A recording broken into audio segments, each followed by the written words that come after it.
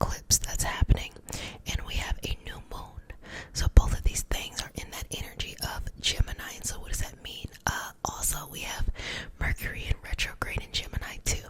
So you got all of that fun stuff together. But as I just kind of allow you to drift off to relaxation, we'll have a couple of moments here to talk about it. So first and foremost, Gemini, okay, is ruled by Mercury. So a placement in Mercury is very comfortable for it.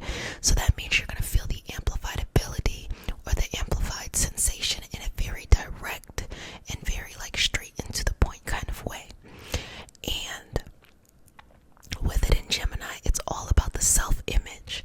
So what's coming up into our understanding is our image of ourselves, our intuition. Do we trust ourselves? Do we trust our path? Do we trust the movement that we are flowing and going in? All of that kind of stuff, okay? That's the energy that is coming across with this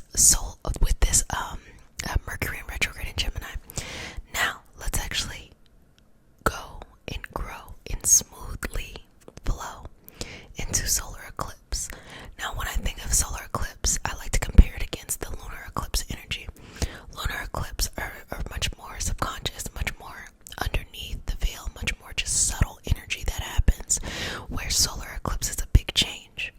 So with this being directly tied to a new moon, you are going to have this life-changing shift in how you see yourself, life-changing shift in your image.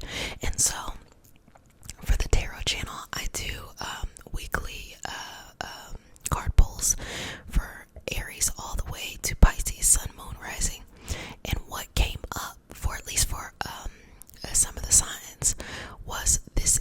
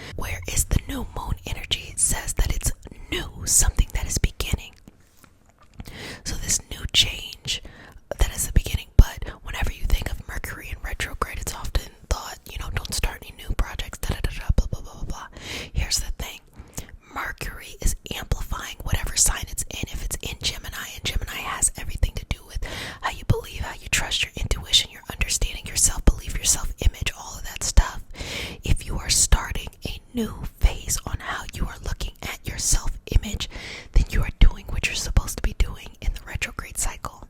So many people look at a retrograde cycle and they just like literally like grin and bear it. Like they're like, oh, I cannot wait for this to be done, instead of actually doing what it's supposed to do. Any retrograde cycle is about going in and cleaning from under the bed, cleaning out the basement, cleaning out the garage, moving the furniture back, or looking in the places you don't typically look to get rid of things. Why? Because you find really cool stuff, number one. And number two, you're able to let some stuff go.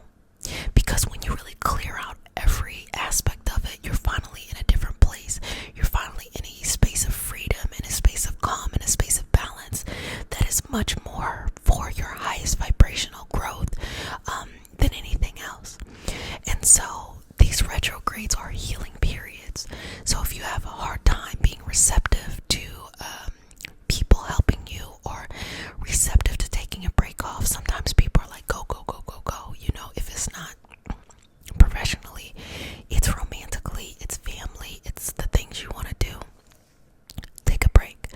Just slow your roll. Okay, slow it down, slow it down, slow it down, and take a break. And that's what it is. Like literally, like just let the sun hit your face. Okay. So on that solar eclipse date, what you want to do is you want to be very precise. If you are one who has crystals, you can go ahead and charge your crystals in the sun. If you do spell work, you can go ahead and write those spells or those mantras or those prayers out in the sun. You can do some channeling. There's some meditation, some prayer work out there in the sun, or just the energy centered around. And be ready to shift and change. Because when you shift and change, it's almost like, can you imagine? I'm like, what do I have? Doggy bags. But it's a circle, right? So this is a circle, and I'm gonna flip it upside down. And so this whole area is 360, right?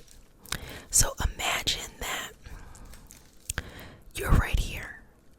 This solar eclipse, okay, with this new moon energy, is going to take this and bring it to a complete 180. So now you're here, and the way that you move and the way that you go about things is going to be very, very different. And so the only thing that you should do is just like embrace it, be happy about it, be receptive with it, and just be like, that means you have to actively fight against the way you used to do things.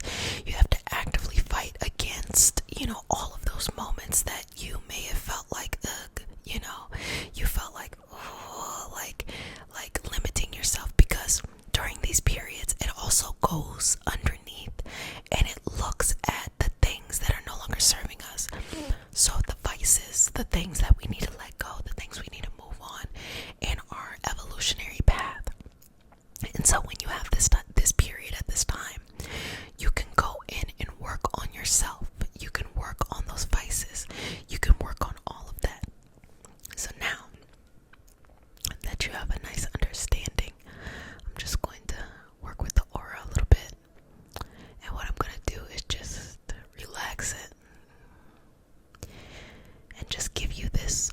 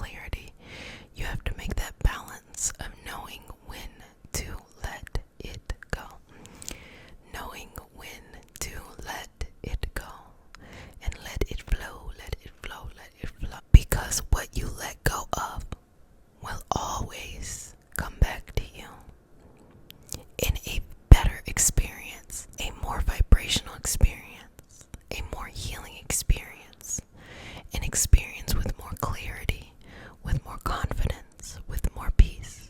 It will always come back to you.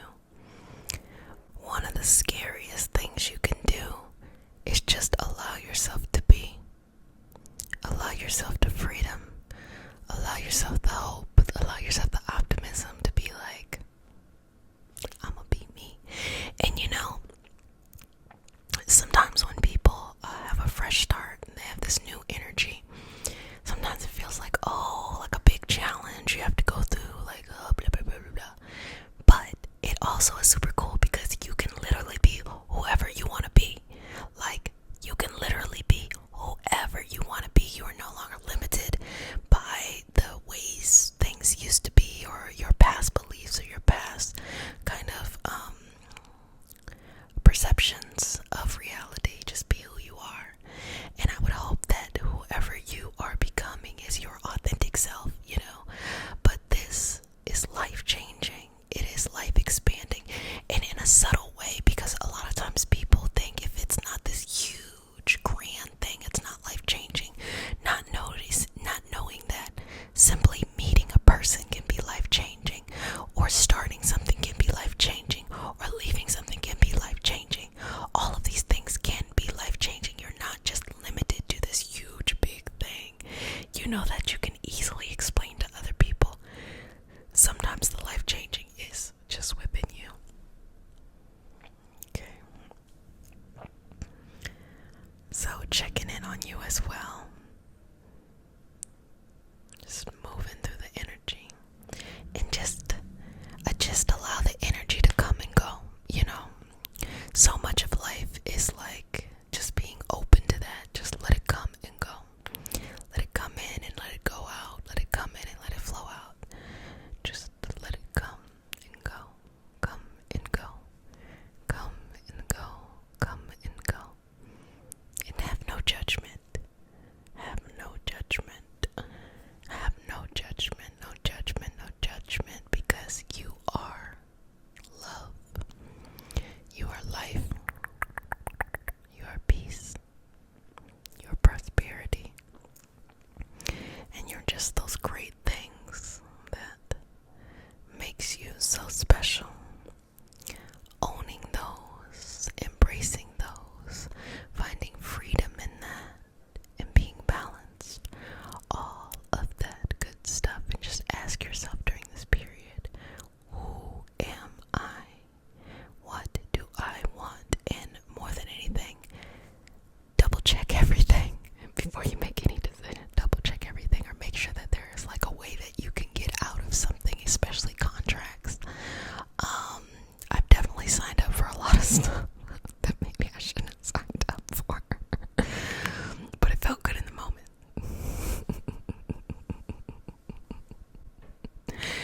And nothing's wrong with something feeling good in the moment, unless it's a really big decision. So, just finding an openness, a space, and a sweetness with yourself here. But just really like, you know, crossing the T's and dotting the I's, making sure that the decisions that you make are for you. Like they're long-term decisions that you feel like would be best for you. And sometimes things are temporary. Like I see Mercury in retrograde as a period where you can do things, you can start and end things on a temporary basis. So if you start on the retrograde and you end on the retrograde, I think that's completely fine, because a part of that, whatever you're feeling called to do, is resolved, you know, explored and resolved in that moment. But if you're starting in the retrograde and you're completing it outside, you're gonna probably feel a little different afterwards. And then also, if you're starting before the retrograde